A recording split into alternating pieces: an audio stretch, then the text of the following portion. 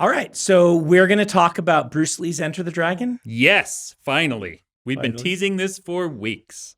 No, we're going to talk about K-pop Demon Hunters. K-pop Demon Hunters. Dan loves K-pop. I lived in Korea.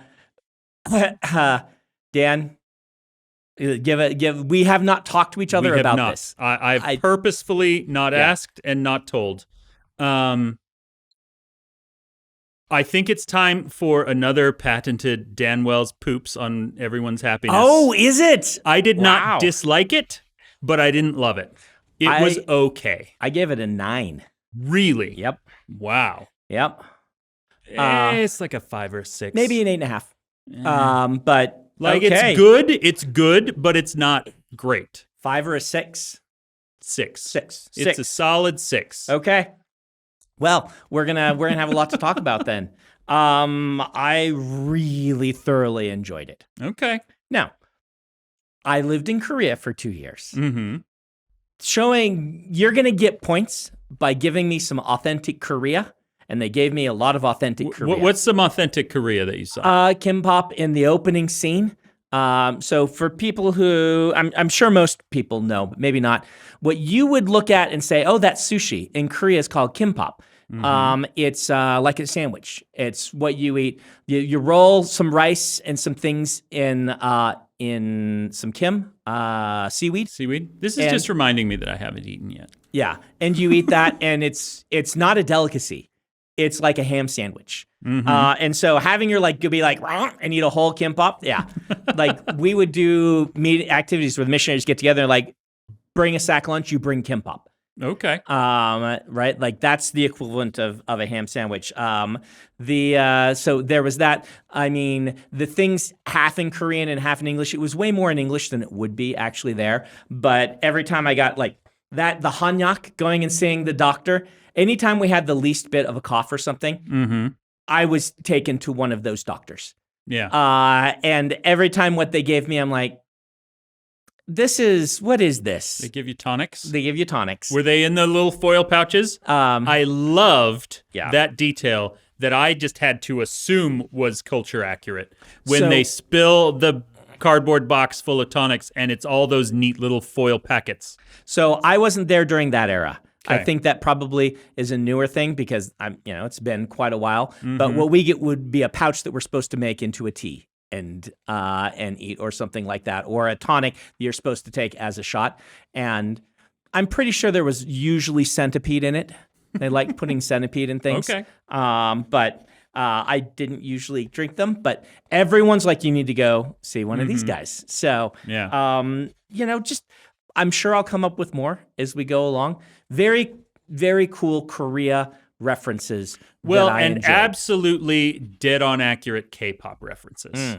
Like the whole beginning when they're introducing the band by talking to all their fans. Yep. And people, have obsessed over and built their life around, one specific member of the band, usually for some very frivolous reason. 100% true. So other things that I just absolutely loved. By the way, I don't know. We'll try not to do spoilers about the ending, but these will be mild spoilers. Everyone's seen this movie anyway. It's the most watched movie. Most watched movie in the history of Netflix. Yeah. So the humor just worked for me consistently. As my kids and I were talking, when they are putting on makeup while they're jumping out of an exploding plane and fighting demons, and the little makeup mirror goes between the girls, they drop. It's just so funny. So many visual gags. They can make hearts out of thin air. Just the joke after joke after joke. And the humor in it was good. Yep. I loved the visuals. The animation was fantastic. Yep. I loved so much of what happened. I loved the story. Mm-hmm. And the music. The music. I don't love it as much as most people love it. Today, our Nexus organizers came into the room and were like, do you maybe want to do K-pop Demon Hunters as the Watch a Movie with Dan at Nexus this year? And I said, that would mean a room full of 13-year-olds singing along with the songs, and I would have to kill myself. And they're like, okay, we won't do it. And plus, you'd make them all angry. I probably would. So Because I'd say, see how dumb this part is? I probably would. So Because I'd say, see how dumb this part is? I did love the music. I mean, the music was very good. Mm-hmm.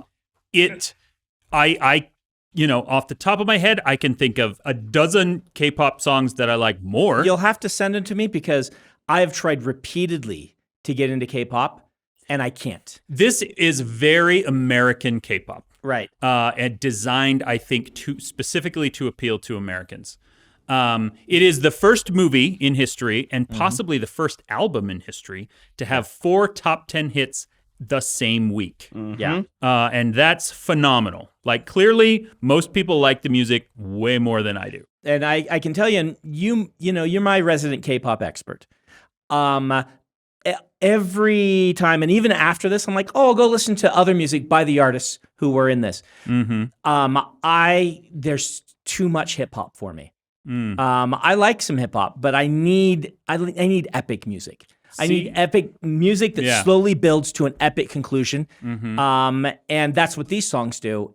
And I just can't get into the other K-pop songs. Lack of hip hop is one of the things that I didn't like about the music. Like, they introduced the one girl as the rapper. This is the singer. This is the dancer. This is the rapper. And then, first of all of them sang and all of them rapped. Yes. Which bothered me.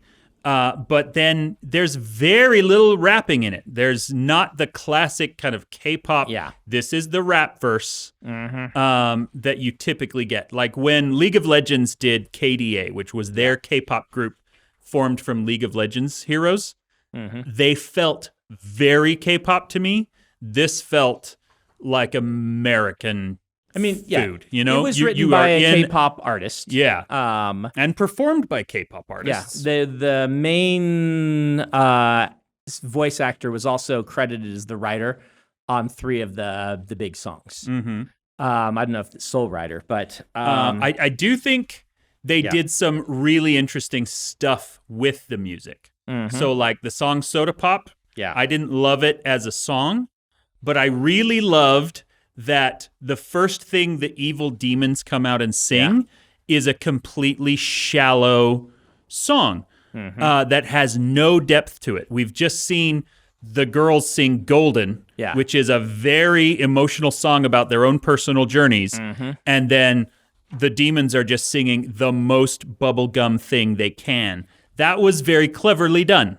I also think that they saved their very best song for last. This is what it sounds like. That one is my favorite. Is the best song.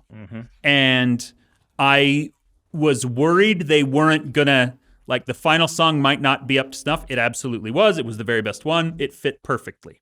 When I realized the plot was that there was a demon boy band, that's when I knew this was going to, I was going to love this movie. I already really liked it, but then and the evil demon god specifically said, a demon boy band, like 2 seconds after everyone in the audience says, oh, it's a demon boy band. The movie's in on its own jokes, and it was great.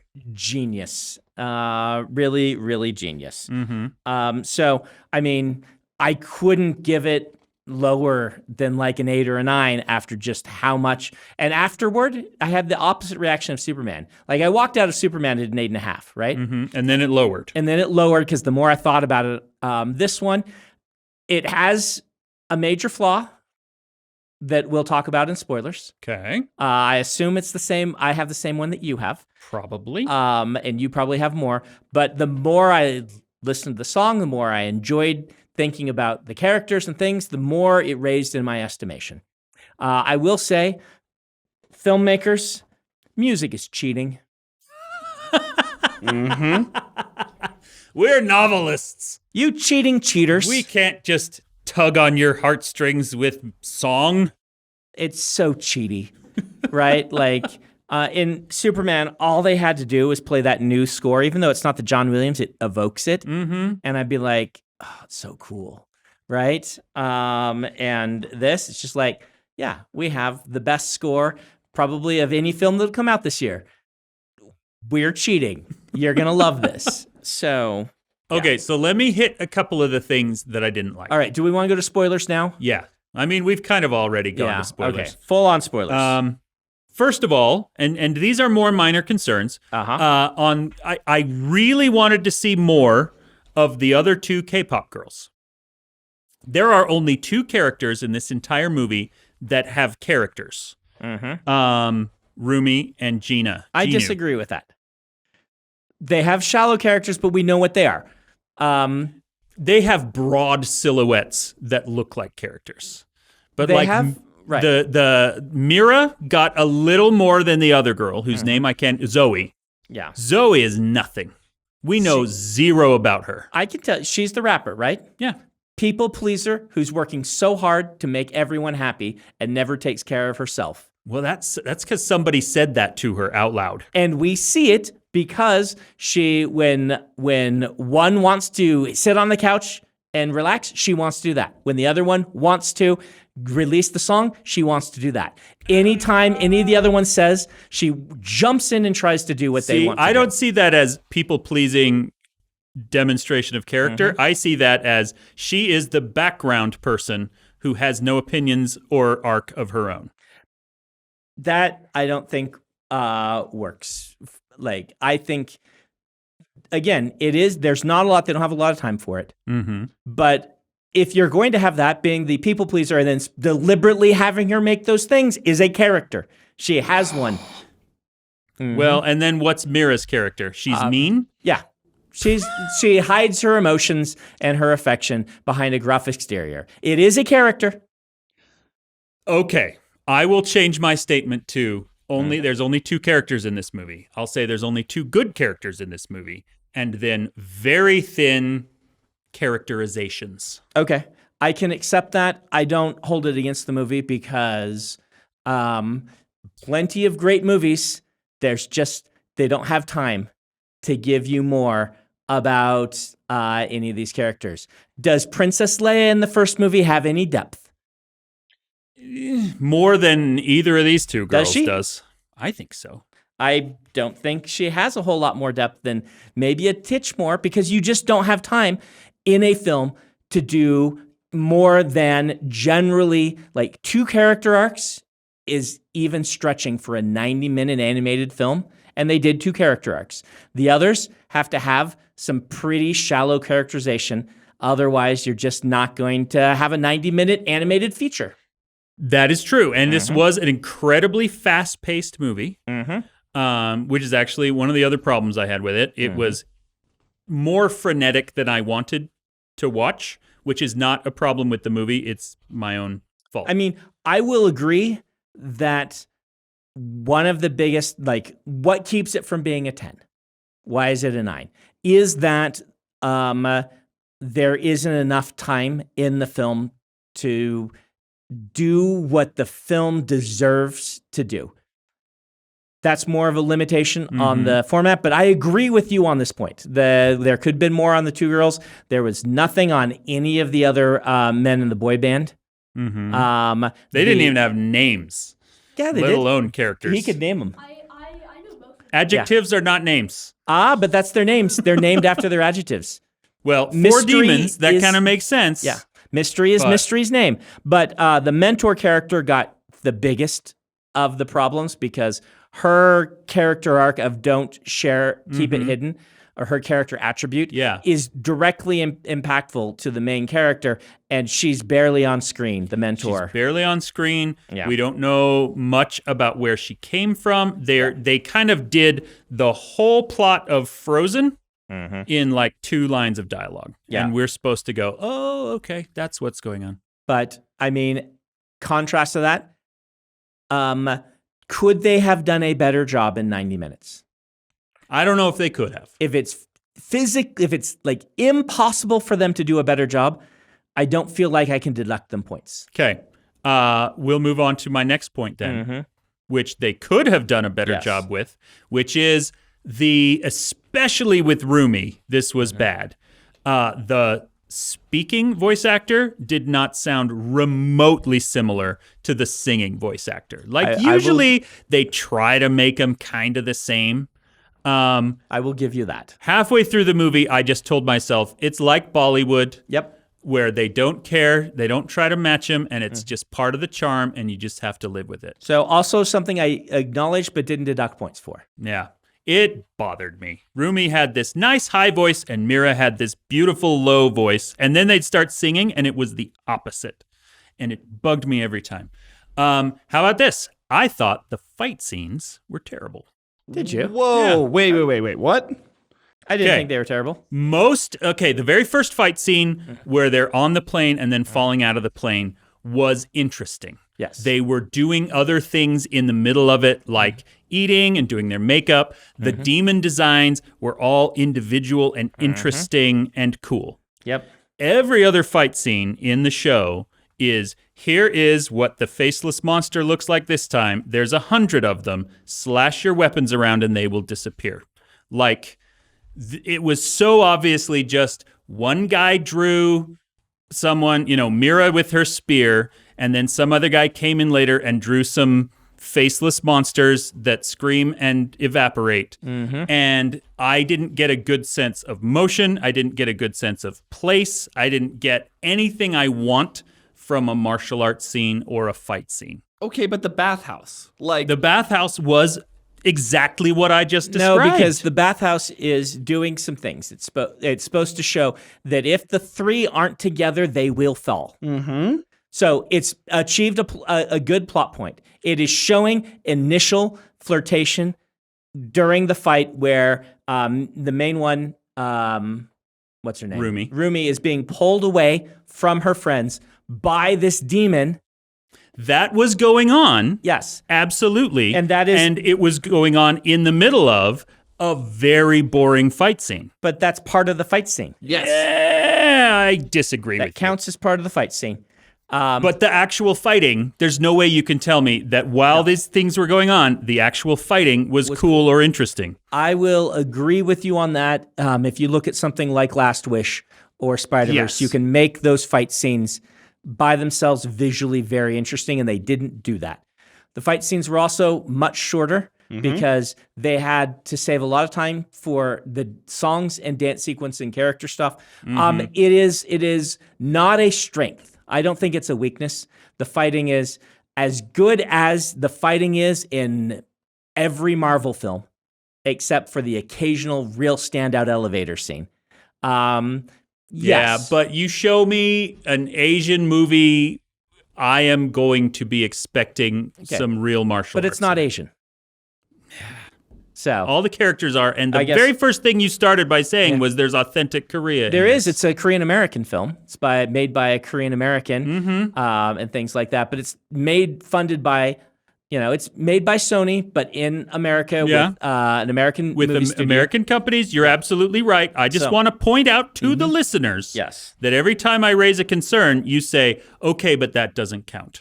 Well, I think they don't. That's why I didn't deduct them points on it. I know. And that's fine. You clearly liked the show more than I did, and that's fine. So, all right, the real one. The real one. Tell us the real one. Like Superman, they did not want to actually engage with the primary theme of their film. Amen, brother. And that is the big dividing line between it being. And so this plays very strongly into the ending, where the theme has been demons are worth saving. And the shield that we're going to put up that prevents us from saving us is actually wrong in some way, and we need a new answer. Yeah. We need to save these demons. They're being trapped by Guima against their will. And they, the very meaningful moment where they're like, okay, Takedown is 100% the wrong song. Yes. We can't sing this. It's all about hate. Yep. It needs to be about acceptance. Yep. And then they their last 20 minutes or whatever, they say, no, actually, one guy was kind of okay. One guy was okay, but everyone else, screw them. The moment that I was waiting for that they could have done with the same time was to show the other demons kind of coming around too in the boy band. Just give us a little bit, just a little bit. And and show, as you've shown, that the demons are just really terrified, most of them, of Guima, and they have to do what he says. Yeah. And at the end, demons and, girls versus Guima. He has no power. The whole theme of the film is he has no power except what the demons bring him. Yeah. He gets no power on his own unless they bring him their hearts and then catch him other souls. And he can't do anything on his own. He relies entirely on them to go out and do his dirty work. And so I was waiting for the boy band to turn into backup. It was like backup singer mode engaged or something. And I understand having the heroic sacrifice, totally fine. You could still do that. But the thing where they're like, now we're going to kill the boy band, just fell completely flat to me because they did not want to engage with the themes that they had raised in the film. They wanted to just ignore them and have a great, climactic big battle. Yeah. And it was a 10 until that point for me. To me, this movie, partly because it was so fast-paced, partly because there was not as much characterization I wanted, and then especially because of this, I ended it up. I finished the movie and then talked to my kids and said, this felt like episode 1, like the pilot episode of a show, rather than a standalone movie. Because there's so many threads left hanging. Obviously, they're already working on a sequel. Right. They didn't know they'd get it. I think, personally, I would counter. You might be right. I would counter with, we had big aspirations. And the realities of filmmaking made us cut this thing and this thing and this thing. And I'm with you 100% on that. Yeah. I think they got to the end and they're like, you know what? We simply do not have time or budget to show how we can redeem all the demons. Yeah. Plus, we don't necessarily want to redeem them all in the movie.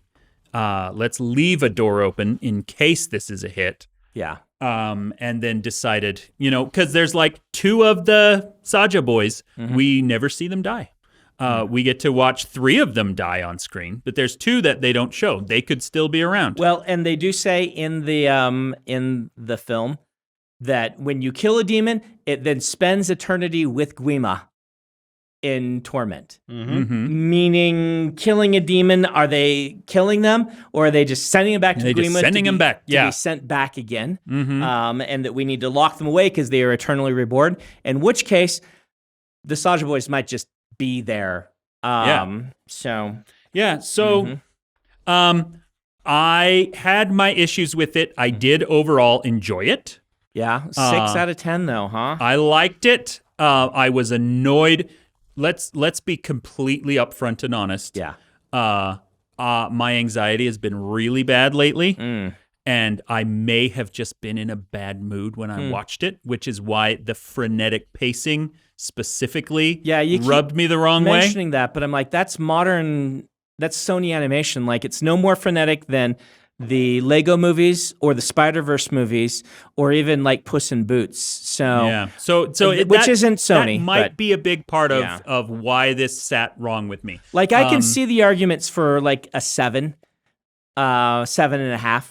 And maybe if my love of Korea and greater enjoyment of the music hadn't been a case, I wouldn't be sitting here defending it. It's these small points to you, and I would be agreeing as we have on other films.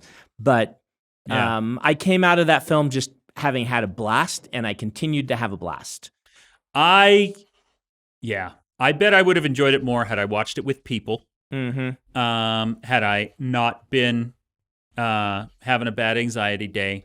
That said, like I said, I did enjoy it. I'm looking forward to a sequel, mostly because I want to see more, I want to see like Mira's background as, the rebel in a wealthy family. I want to see more about Zoe, who's Korean American and came back to Seoul. There's a lot more to explore in the world, and I am excited to see it explored. And the other thing that I told myself, and again, this is maybe not justification, just explanation.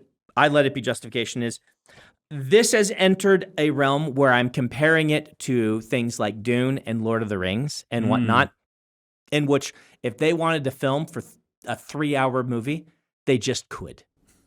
They want to film that extra scene, they just put it in.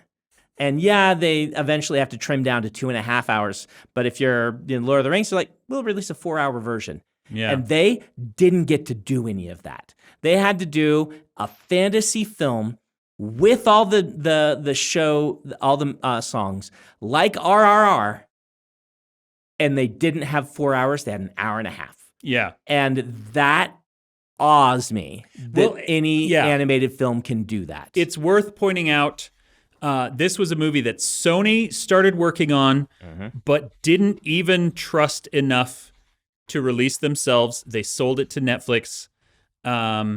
Like, the fact that this was a hit is a miracle. I'm glad that it happened.